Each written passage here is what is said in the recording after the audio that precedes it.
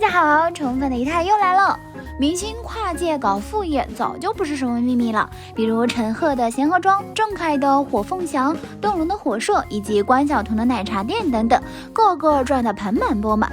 当然也有不善经营赔得血本无归的，比如被强制执行7279万元的李亚鹏。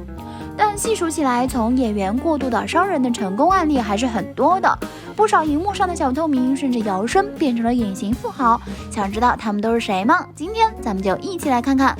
红了10几年的快乐家族，个个都是搞副业的好手，其中最厉害的还是杜海涛。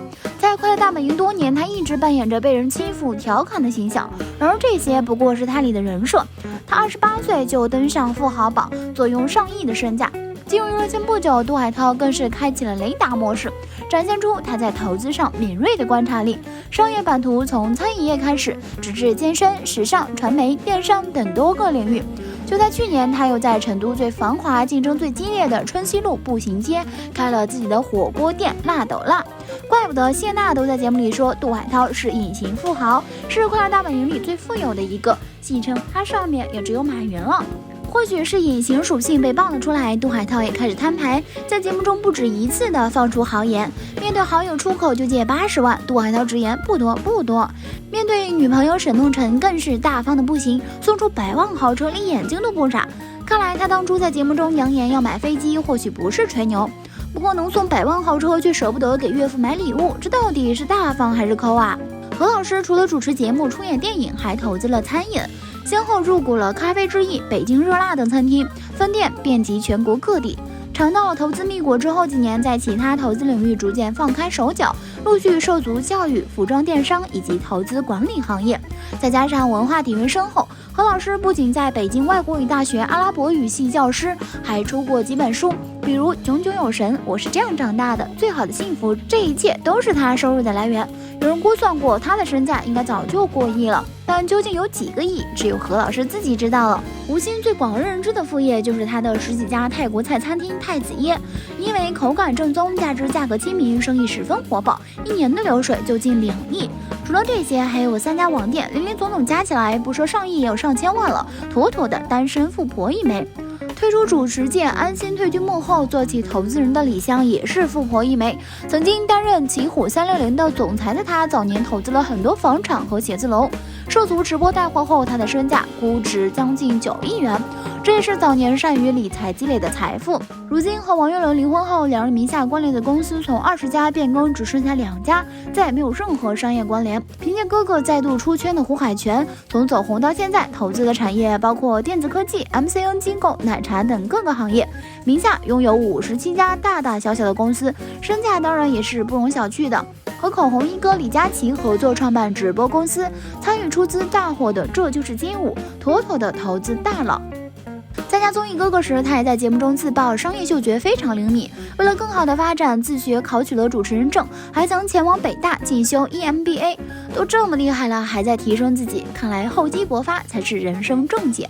然而前几天他被爆料出被强制执行2115万元，着实令人费解。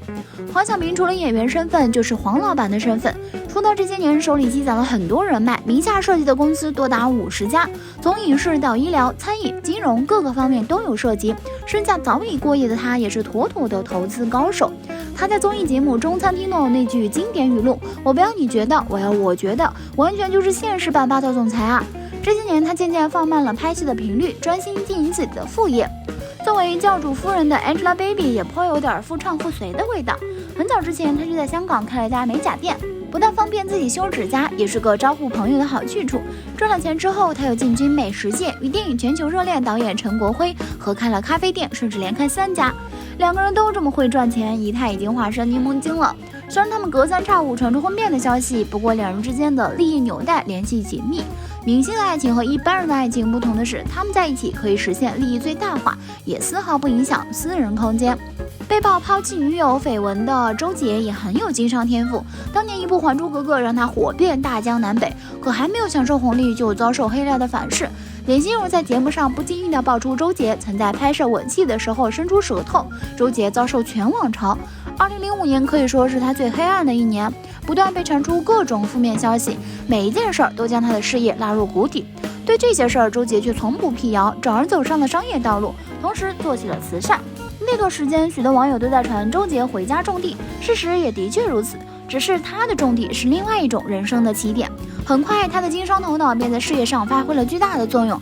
2015年后，他已经成为了农业大亨，身价过亿。在去年疫情间，还一举捐出了2万斤大米。不要小瞧这2万斤，他的大米市场价68亿斤，这2万斤相当于100多万。不是吃货的演员，不是好老板。这句话用在陈赫的身上。凭借《爱情公寓》里好男人就是我是曾小贤一炮而红后，陈赫片约不断，还成了跑男常驻，赚足了国民度。退出节目后，他很少出现在我们面前，不过他的副业却做得风生水起。和叶一茜、朱铮合作了贤合庄卤味火锅，第2年就开了分店。截至2020年，陈赫的火锅店已经累计在北京、上海等108座城市开了将近300家分店。可以说，单凭每年的火锅生意，陈赫就赚得盆满钵满。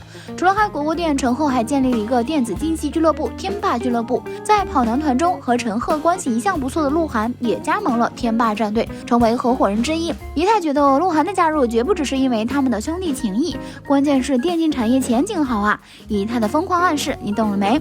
现在陈赫又把重心放到了短视频和直播领域，还进军服装行业，定制自己的品牌店铺。与其说他是演员，还不如说是投资能手。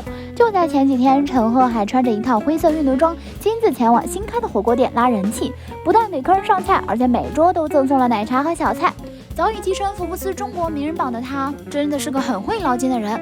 跑男团的郑恺也是妥妥的投资达人，他在寸土寸金的上海开了一家夜店，据说面积是3000多平方，被誉为上海最大的夜店。他的夜店定位比较高端，晚上门口停的都是豪车，来晚了劳斯莱斯都只能停在远处，这牌面足足的。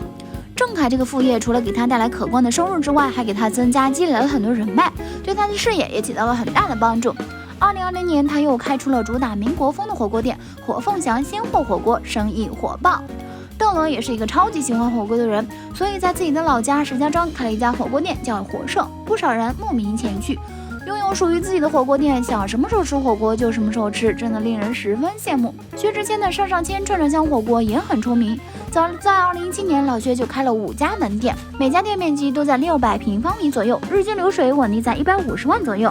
照这么算，上上签火锅店年营业额可达5.4亿元。除餐饮之外，服装也是薛之谦商业版图的重要一环。他和李雨桐合开店的事儿大家都知道了，他俩闹掰那会儿，那家女装店就已经下线了。不过除了服装，老薛还涉足了其他产业。现在的明星也太有商业头脑了吧！如今已经退圈的范冰冰，补缴8个多亿税后，活得依然滋润。在国内炒房如火如荼之时，他瞄准了留学生公寓，投资房地产，之后又建立起自己的美容帝国。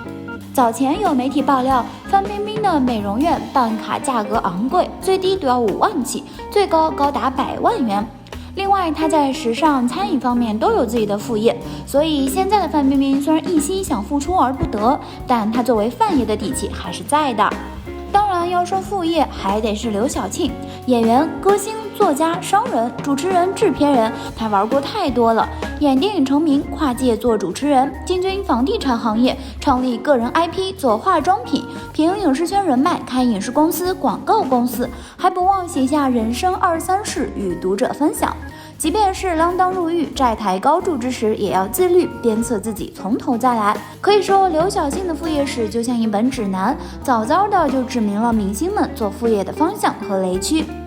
看来，在风云更迭的影视圈，明星们已经早早为自己做好了准备，即使有朝一日退出江湖，也有挣钱的途径。好啦，今天的视频呢就分享到这里啦。如果喜欢C太的视频，就请多多点和关注，C太每天都会更新精彩娱乐资讯哦。